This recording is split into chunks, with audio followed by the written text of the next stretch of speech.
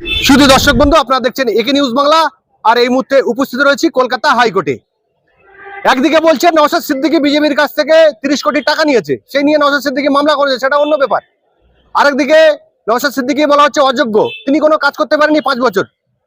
আবার শুনতে পাওয়া যাচ্ছে যে নওশাদ সিদ্দিকীকে এই বিধানসভার মধ্যেই তাকে প্রস্তাব দেওয়া হয়েছে, আগে একাধিকবার দেওয়া হয়েছে, আবার এই বিধানসভার মধ্যে নওশাদ সিদ্দিকীকে প্রস্তাব দেওয়া হয়েছে। যেদিন নওশাদ সিদ্দিকীকে ধরে 24 ঘন্টা জেলে রাখে, তারপরে তাকে বলা হয়েছে যে তৃণমূলে জয়েন করুন, ভাঙড়ের সিট তো বাঁচাতেই হবে, তাহলে আপনি তৃণমূলে জয়েন করুন।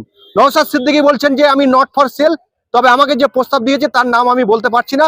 এই সমস্ত বিষয়ে কথা বলবো। আমাদের সঙ্গে রয়েছেন কলকাতা হাইকোর্টের বিশিষ্ট অ্যাডভোকেট শামীম আহমেদ সাহেব। আইএসএফ এর একজন নেতা, যার হাত ধরে বিজেপি থেকে টাকা খেয়েছিল নওশাদ সিদ্দিকী, সেই নেতা আমাকে ফোন করে, আমার কল রেকর্ড এখনো আছে, সে বলেছিল দাদা আমার হাত দিয়ে 30 কোটি টাকা নওশাদ সিদ্দিকী খেয়েছিল গত ইলেকশনে মুসলিম ভোট ভাগ করার জন্য। এই সব রাজনৈতিক চর্চা চলতেই থাকে। এখন রাজনীতির মধ্যে প্রচুর অসৎ লোক ঢুকে গেছে।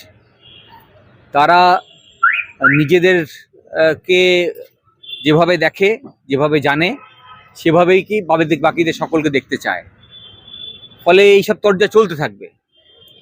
কিন্তু আমার কাছে প্রশ্ন হচ্ছে যে শওকত মোল্লা কোটি টাকা নিল, নওশাদ সিদ্দিকী টাকা নিল, এগুলো জেনে আমাদের সাধারণ মানুষের কি হবে? আমরা কি এখন, যদি আমার এখানে যে হসপিটালটা কাছেই আছে, চিত্তরঞ্জন হসপিটাল বলুন, পিজি বলুন, বা মেডিকেল কলেজ বলুন, একটু হসপিটালে যান, গিয়ে দেখতে পাবেন যে পেশেন্টরা ওই হসপিটালের গেটের বাইরে লাইন দিয়ে দাঁড়িয়ে আছে, তাদের বেড জোটেনি। যারা চাকরি করে ডাক্তার ওখানে, তারা সারাদিন চিকিৎসা দেখছে, রুগী দেখছেন, শেষ করতে পারছেন না। আমার দরকার হসপিটালের। শওকত মোল্লা তো এমএলএ, উনি ওনার অঞ্চলে কতগুলো হসপিটাল বানিয়েছে, এইটা আমার প্রশ্ন রইল। আমার প্রশ্ন রইল যে ক্যানিং অঞ্চলে, বা এখন যে অঞ্চলে উনি দায়িত্ব বাড়তে নিয়েছেন ভাঙড় অঞ্চলে, ওনার তো দলের সরকার চলছে, কতগুলো হসপিটাল বানিয়েছিলেন। মুখ্যমন্ত্রী তো কথা দিয়েছিলেন যে ভাঙড়ে মুসলিমদের জন্য হসপিটাল বানাবেন। আমি বলছি চিকিৎসার জন্য হিন্দু মুসলিম হয় না, কিন্তু কটা হসপিটাল বানিয়েছেন? একটা কলেজ বানিয়েছিলেন, সেই কলেজটাও আপনি রাজনীতি করতে গিয়ে এমন অবস্থা হয়েছে যে জগ ছোড়াছুড়ি হয়েছে। এখন সেটাও বামফ্রন্ট আমলের তৈরি হয়েছে। তাহলে শিক্ষা কেন্দ্রে যেসব কলেজে তৈরি হয়েছে, যা স্কুল তৈরি হয়েছে, তা সবই লেফট ফ্রন্টের সময়কার। নতুন করে না একটা শিক্ষা প্রতিষ্ঠান করতে পেরেছেন, না একটা হসপিটাল করতে পেরেছেন। তাহলে না আমি শিখবো, না আমার স্বাস্থ্য সুরক্ষা পাবে, আর আইন শৃঙ্খলার প্রশ্ন তো ছেড়েই দিন। তাই এই সব থেকে মুখ ঘুরিয়ে নেওয়ার জন্যে নওশাদ এত টাকা নিয়েছে, মোহাম্মদ সেলিমকে এই করেছে, এইসব তর্জায় পড়ছে। মানুষ একথা জানতে চায় না। মানুষ জানতে চায় আপনি শাসক দলের লোক, আপনি শাসক দলের এমএলএ, আপনার দল ক্ষমতায় আছে, সাধারণ মানুষের জন্য কি করেছেন তার উত্তর দিন।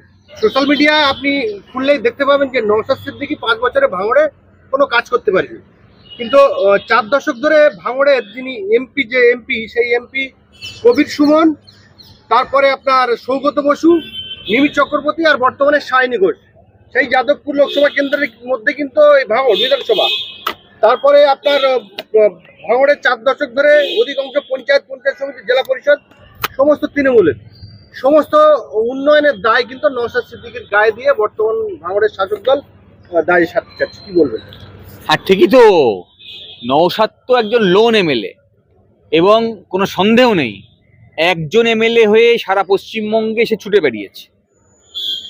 এবং এই নওশাদের মতো মীনাক্ষীরাও ছুটেছে, নওশাদের মতো ধ্রুবজ্যোতিরা ছুটেছে, হ্যাঁ। এবং ছাত্র থেকে শুরু করে, যুব থেকে শুরু করে, কৃষক থেকে শুরু করে, এইসব যত সংগঠন আছে যা সাধারণ মানুষের দাবি নিয়ে লড়াই করে, সেই রকমই নওশাদ এবং এরা একই সঙ্গে এই লড়াইয়ের দাবিতে রাস্তায় আছে। দাবি কি? যা আমি বললাম, মানুষের স্বাস্থ্য নিশ্চিত করতে হবে, শিক্ষা নিশ্চিত করতে হবে, এগুলো বেসিক রাইটস। আর এই লড়াই লড়তে গিয়ে মইদুল মির্জাদের প্রাণ দিতে হয়েছে, এই লড়াই লড়তে গিয়ে আনিস খানদের প্রাণ দিতে হয়েছে। এই লড়াই এখনো শেষ হয়নি। আপনারা দেখছেন আজকে আলিয়া ইউনিভার্সিটির কি অবস্থা। আলিয়া ইউনিভার্সিটির মধ্যে লড়াই বাজছে। আলিয়া ইউনিভার্সিটির জমি যা লেফট ফ্রন্টের সময় আলিয়া ইউনিভার্সিটিকে দিয়ে গেছে, সেই জমি এখন বেচে দেওয়ার চেষ্টা করছে। আলিয়া ইউনিভার্সিটির মধ্যে শিক্ষকদের মধ্যে দুর্নীতি চরম পর্যায়ে পৌঁছে গেছে।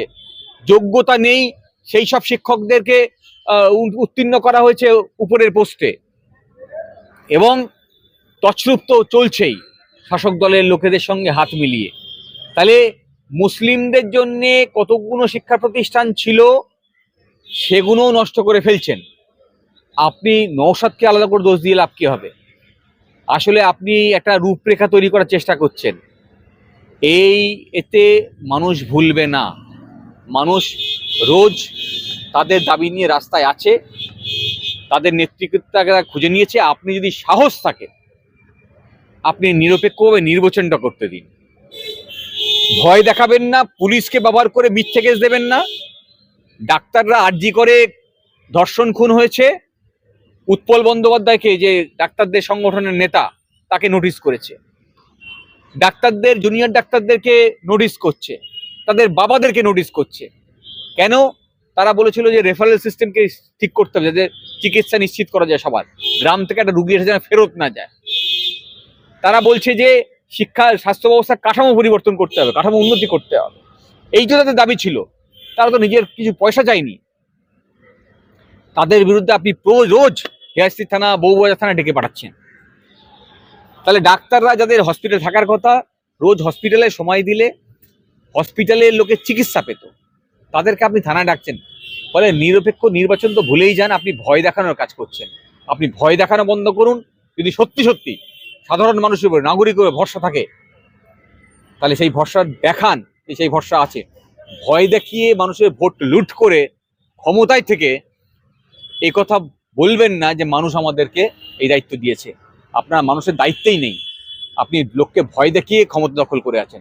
একদিকে বলছেন যে নওশাদ সিদ্দিকী বিজেপির কাছ থেকে টাকা নিয়েছে 30 কোটি, আরেকদিকে বলছেন তিনি অযোগ্য। যত রকম আক্রমণ করতে হয় ভাঙড়ের তৃণমূলীরা করছে। আরেকদিকে আমরা শুনতে পেলাম নওশাদ সিদ্দিকী নিজে বড় বড় মিডিয়াকে বলেছেন যে আমাকে আরো একবার তৃণমূলে জয়েন করার জন্য বলেছে, যেদিন ওনাকে ধরে 24 ঘন্টা জেলে রাখে। যেখানে আমরা নির্বাচনের উপর নির্ভর করি সেখানে যোগ্যতা নির্ণয় করে জনগণ, আর জনগণ সেই যোগ্যতা নির্ণয় করেই তাকে এমএলএ করেছে। ফলে তার যোগ্যতা নির্ণয় করার অধিকার মমতা ব্যানার্জির নেই, না তৃণমূল দলের কারোর আছে, আছে সাধারণ মানুষের। হ্যাঁ, আমি আবারও বলছি, নির্বাচনটাকে নিরপেক্ষ করতে দিন, দেখবেন আপনাদের সবার অযোগ্যতা প্রমাণ করে দেবে জনগণ। আর যারা রাস্তায় থেকে লড়াই করছে, নওশাদ থেকে শুরু করে মীনাক্ষীরা, তাদের সবার যোগ্যতার প্রমাণ করবে এই জনগণই। তার মুসলিম সম্প্রদায়ের মানুষ দু হাত খুলে এই তৃণমূলকে ভোট দিয়েছে। এই বিধানসভা আপনার সামনেই 42 থেকে 43টা তাদের এমএলএ রয়েছে মুসলিম। রাজ্যসভা, লোকসভা মিলিয়ে 7 থেকে 8 জন সাংসদ রয়েছে। তারপরে রাজ্যে একের পর এক সংখ্যালঘু মুসলিমদের উপরে আক্রমণ হচ্ছে। দুর্গাপুর থেকে বারাইপুর থেকে বিভিন্ন জায়গায়, বলতে গেলে অনেকটা সময় লাগবে। আমাদের এই 42 জন এমএলএ আছে বা 8 জন এমপি আছে, তারা কেউ যাচ্ছে না। কিছু মনে করবেন না, এটা আমি আমার একদম নিজস্ব মত বলছি। এই যতগুলো তৃণমূলের এমএলএ আছে, যে সম্প্রদায়েরই হোক, এদের কারো সম্মান আছে? এরা চাইলে নিজের কথা বলতে পারবে? এরা প্রত্যেকেই মমতা ব্যানার্জি যা বলবে তা বলতে বাধ্য। মমতা ব্যানার্জি না চাইলে এরা কোথাও যাওয়ার ক্ষমতাও রাখে না, এদের সেই সাহসই নেই।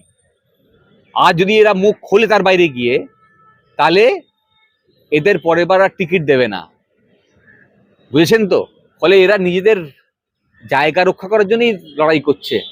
ওই সাধারণ মানুষের অধিকার রক্ষার লড়াইতে যদি এরা নামে, তাহলে এদেরকে ঘাট ধাক্কা দিয়ে বের করে দেবে দল থেকে।